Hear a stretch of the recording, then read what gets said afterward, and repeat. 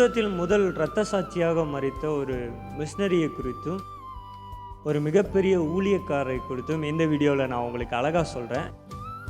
அந்த மிஷினரி செய்த இல்லை அந்த இரத்த சாட்சியை செய்த மனுஷன் பிரசங்கிக்கும் போது அவனுக்கு விரோதமாய் எழும்பினவர்களையும் அவர்களுக்கு விரோதமாய் முறுமுறுத்தவர்களையும் பார்த்து அவர் என்னென்ன வார்த்தைகளை சொன்னார்ன்றதையும் தனக்கு எதிராக நிற்கிறவர்களை அவர் எப்படியெல்லாம் பேசினார் அப்படின்ற காரியத்தை குறித்தும் தனக்கு ஒரு வேலையை கொடுக்கும்போது அந்த வேலைக்கு எப்படி உண்மையாய் செய்தார் அப்படின்ற காரியத்தை குறித்தும் தேவனும் சரி மனுஷர்களும் சரி அவருக்கு கொடுத்த சாட்சிகளை குறித்து இந்த வீடியோவில் நான் உங்களுக்கு அழகாக சொல்கிறேன்.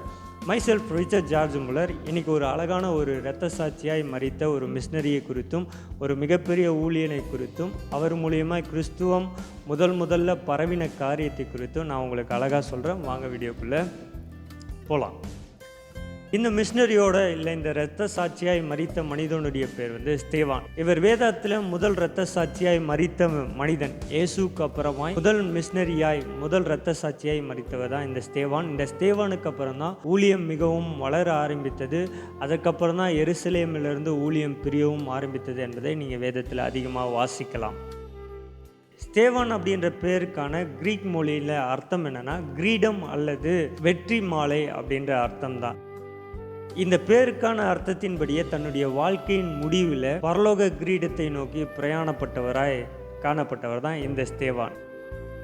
ஆரம்ப காலத்தில் ஸ்தேவான் எப்படி இருந்தார் அப்படின்னு நம்ம ஒரு நோட் பார்த்தோன்னா, இயேசு உயிர்த்தெழுந்ததுக்கு அப்புறமாய் எருசலேமில் ஊழியங்கள் வளர ஆரம்பிக்கும் போது அங்கே வர விதவைகளையும் சரி இல்லைனா திக்கற்றவர்களையும் ஏழைகளையும் விசாரிப்பதற்கு ஒரு மிகப்பெரிய பிரச்சனை நடந்தது. அந்த பிரச்சனைக்கு தீர்வாய் சில பேரை நியமிக்கும் போது அதில் ஒரு 7 பேரை நியமிக்கிறாங்க. அதில் முதலாவதாய் நியமிக்கப்பட்டவர் தான் இந்த ஸ்தேவான். இந்த ஸ்தேவானுடைய குணாதிசயம் எப்படி இருந்ததுன்னா, அந்த வேதத்தில் அப்போஸ்தலர் நடவடிக்கைகளை நம்ம வாசிக்கும் போது அந்த 7 பேரில் முதலாவது பேராய் ஸ்தேவானை சொல்கிறதுக்கு முன்னாடி அவருடைய கேரக்டரை பற்றியும் அவர் ஆண்டவரோடு இருந்த தொடர்பை குறித்தும் ஒரு அண்டர்லைன் பண்ணி அந்த வார்த்தைகள் சொல்லும். அது என்ன வார்த்தைன்னா, விசுவாசமும் பரிசுத்த ஆவியிலும் நிறைந்த மனிதனாகிய ஸ்தேவான் அப்படின்ற வார்த்தையை பயன்படுத்துவாங்க.